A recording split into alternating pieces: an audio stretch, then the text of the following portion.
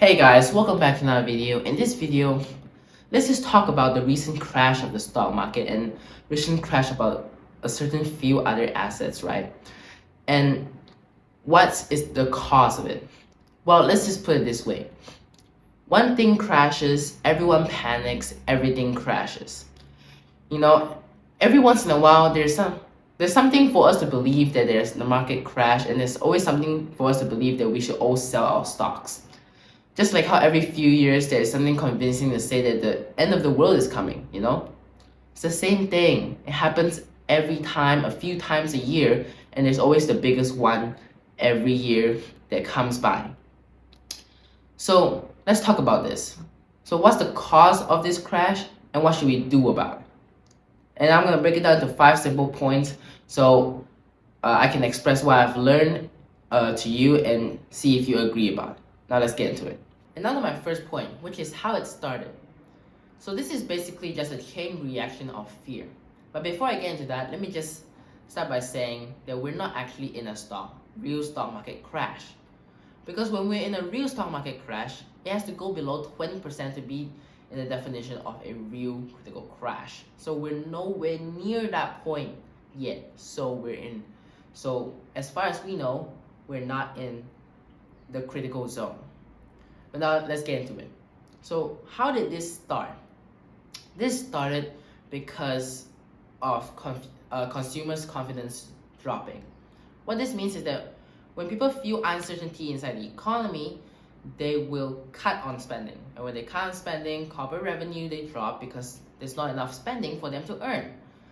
And in turn of that, well, crashes, I wouldn't say crashes, but decline in the stock market happens. So what are the main factors of these fears happening in this recent time? Well, first of all, inflation, and then tariffs, and uncertain government policies because of also Elon Musk cutting all those departments of the government, which is one of the uncertain government policies. So all of these combined would create the conclusions to the buyer of one word: uncertain. And when a lot of them are feeling uncertain, they want to sell because they don't know what's going to happen to the economy and they do not want to stay to find out. And because they don't want to stay to find out, they will want to be the first to get out. And because of that, they sell their stocks. And when that happens, more people sell their stocks because some people are thinking, if this stock goes below this amount, I'm going to sell. And once they sell, some people are going to be like, wow, a lot of people selling, and I might just be in the crash if I don't sell now, which ends up making a lot of people sell, which ends up being a panic sell. So there's 3 layers. One of them is uncertainty. When they feel uncertain, they sell. People seeing the influence, they sell. And then the third one is when they panic sell, right? And the panic sell normally happens in a large scale. So if you were to just watch the economy and then you just follow it, you might feel like, oh, this is a technical problem in the economy, but actually it's just because people are feeling the pressure of the uncertain economy. That's why they sell. So it's basically based off what they think and feel to make this drop happen. And I said this many times, but the stock market, it is not actually built off what's happening inside the company or the economy. It is actually purely based off humans' emotions.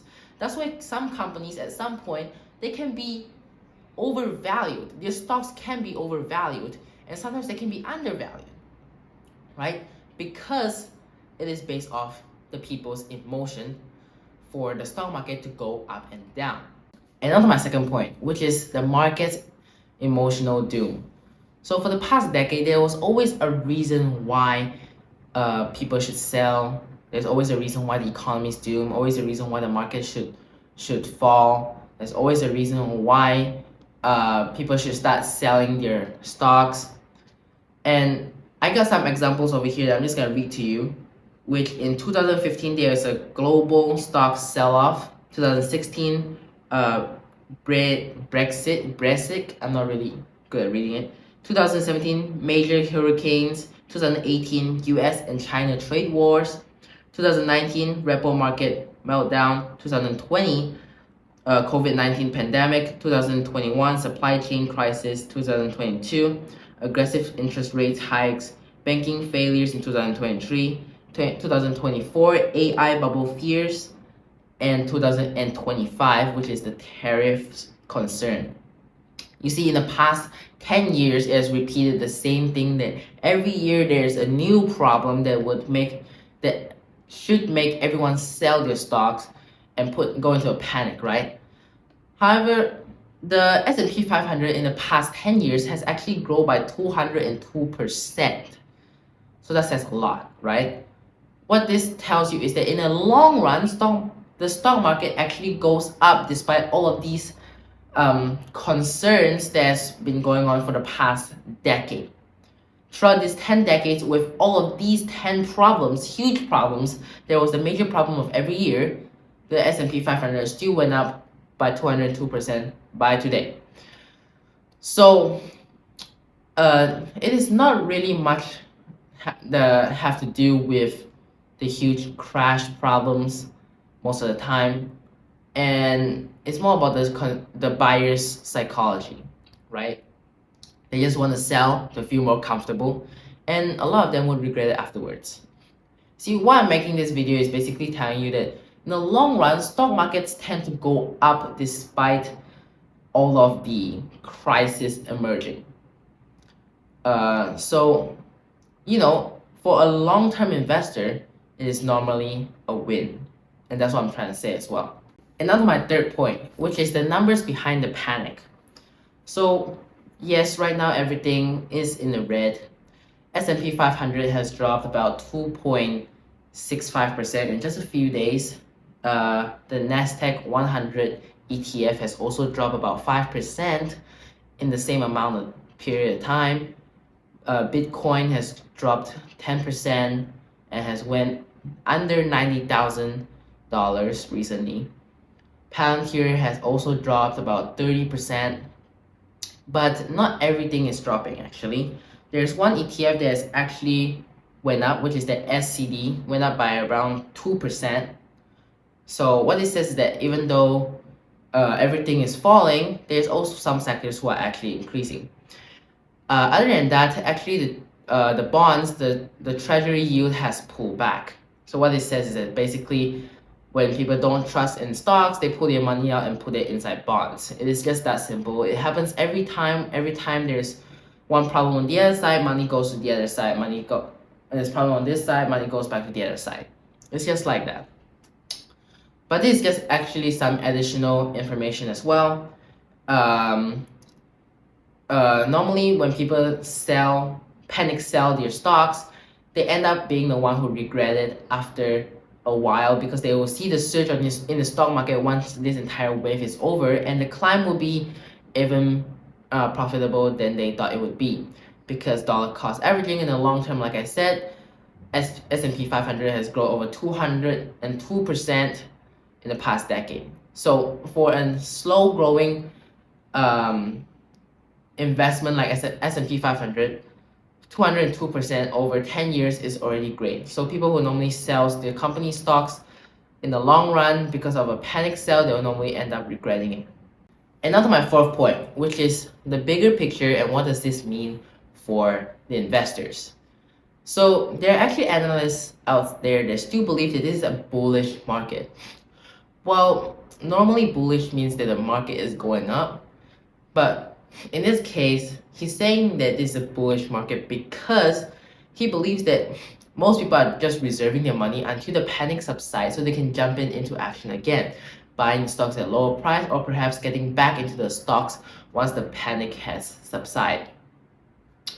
First of all. Second of all, is actually because if he believes that if this continues to go on, which the cause of it is because the people are spending lesser money, people are not willing to spend as much money because they don't have confidence in the economy, then in this case, unemployment rate will also go down due to the lesser spending of the people, and because of that, Fed might need to step in and lower interest rates, which would pump the economy and pump money into the economy and making the stock market also go up at the same time. So these are two of the reasons why he sees this as a some analysts see this as a bullish market, which in some sense will also make sense.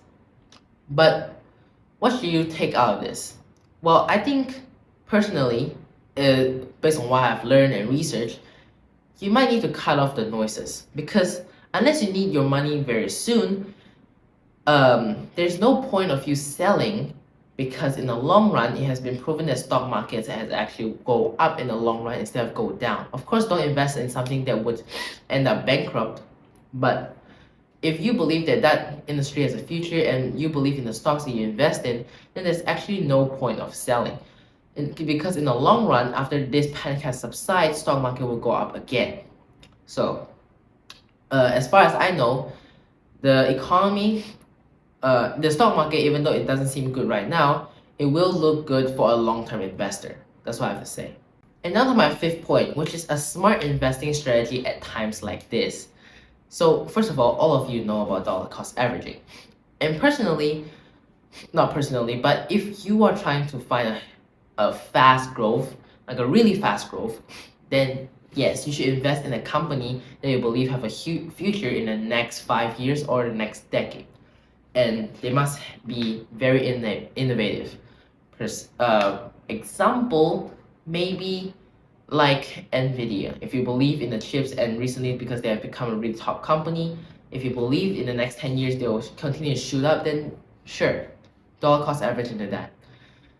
Or perhaps Tesla, if you still believe that they have a really great future in front of them, then yes, continue doing that as well. However, I've also learned a new method, which I wouldn't say that it is a preferable method, but it's also a smart method for people who want to invest safely, which is called a tree fund portfolio, which first of all, you invest in 3 really big, perhaps really reliable company that has always been stable throughout many years, like Microsoft, Palantir. Okay, not Palantir. Palantir is not stable, and it's a cryptocurrency. And like Berkshire, I don't know I forgot how to pronounce the name. Berkshire Hathaway, right? Berkshire Hathaway, like Microsoft, Berkshire Hathaway, these are really stable companies, and a lot of perhaps like 90% of your money inside, 85% of your money inside ETFs, and only 10% of the money is in other individual stocks. By doing this, you are very diversified in your money, right? One of the reasons why people think that diversity is very important in your investments is because even despite every ups and down, by the end of the day, right, the most you will lose is perhaps 1 or 2%. Like right now, Palantir is down by 30%, but if you were to diversify in so many things like ETFs, Microsoft, Berkshire Hathaway, also these kind of cryptocurrencies, even if it dropped 30% like Palantir has right now, in total, your investment would only be down 1 or 2% due to the fact that you are diversified in so many different stocks. And well, that's a good thing. But also, in turn, if you don't really lose a lot on a drop, means also that you wouldn't earn a lot when it goes up. So that's up to you whether you want a safe investment that would also go up when it's supposed to, but not by the large amount that you're hoping for, or you want to go for the dollar cost averaging into a very fast, innovative, accelerating company that, well, you could have a few options in this at this time. So it's up to you, but these two investing methods are generally better, and also because they are used in the long term. If I were to say anything that I've learned throughout the entire time that I've learned about investment and about the economy, is that long-term investors normally get the better returns, because most short-term investors, they really can't predict every short-term move possible that's going to happen in the economy, because the economy is very unpredictable and very uncertain, which is why a lot of people like to sell, because they feel uncertain. So yes, so this is something I've learned, and I kind of want to share because it's a new thing that I've learned that's kind of broken down in more details. So I hope you guys also find that interesting. And now to my conclusion, which is invest wisely. And now to my conclusion, which is stay calm and invest wisely. So what we're experiencing right now is just a correction. Even if we fall into a crisis, every single crisis in history eventually fades away. And the long-term investors come out ahead because they did not panic. And throughout history, that has been proven. But if you need your money very soon, then obviously invest it in something more stable and something you can take out your money right away. But other than that, if it's not and you want to invest in the long term, this should show as an investing opportunity instead, where you buy the dip. And always remember, a fear-based decision when selling your stocks often makes you make mistakes. So just keep an eye out. Anyways, that will be it for this video, and this is everything I've learned and I would like to share with you guys during my learning journey. I hope you guys enjoy it. I hope you guys like and subscribe. I definitely love to see you guys in the next one. So, see you next time. Bye.